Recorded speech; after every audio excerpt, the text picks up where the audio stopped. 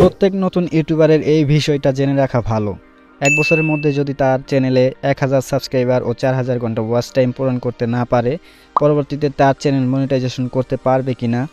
আর যারা shorts video নিয়ে কাজ করেন তারা যদি 3 মাসের মধ্যে 10 মিলিয়ন ভিউজ এবং 1000 সাবস্ক্রাইবার পূরণ করতে না পারেন, সেক্ষেত্রে আপনার চ্যানেল মনিটাইজেশন করতে পারবেন কিনা।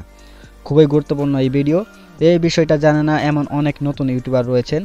তো চলুন আপনাদেরকে বিষয়টা একদম ক্লিয়ার করে দিচ্ছি 2025 এর নতুন বিষয় নিয়ে।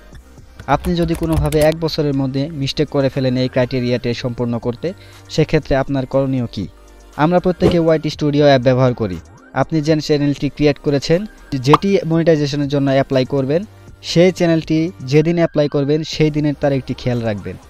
সেদিনের ডেটটা কত, সে ডেট থেকে পেছনের বছরের ওই ডেটের মধ্যে, মনে করেন আজকে যে ডেটটা, আজকে আমি একটা চ্যানেল মনিটাইজেশনের জন্য অ্যাপ্লাই করব, আজকের ডেট থেকে পেছনের যে ডেটটা পড়বে, মনে করেন জানুয়ারি, এই জানুয়ারিতে আপনি অ্যাপ্লাই করবেন। এখান থেকে গত বছরের জানুয়ারি পর্যন্ত হিসাব করে দেখবেন যে এর মধ্যে আপনার চ্যানেলে 1000 সাবস্ক্রাইবার ও 4000 ঘন্টা ওয়াচ টাইম পূরণ হয়েছে কিনা। বা শর্টস এর ক্ষেত্রে 3 মাসের মধ্যে 10 মিলিয়ন ভিউজ এবং 1000 সাবস্ক্রাইবার পূরণ হয়েছে কিনা, আপনার ওয়াইটি স্টুডিওতে শো করছে কিনা। যদি শো করে তাহলে আপনি তাও মনিটাইজেশনের জন্য অ্যাপ্লাই করতে পারবেন এবং আপনার চ্যানেল মনিটাইজেশন হবে। অনেকে বলতেছেন, ভাইয়া আমার চ্যানেলের বয়স তো পার হয়ে যাচ্ছে, আমি তো 1000 সাবস্ক্রাইবার ও 4000 ঘন্টা ওয়াচ টাইম পূরণ করতে পারলাম না।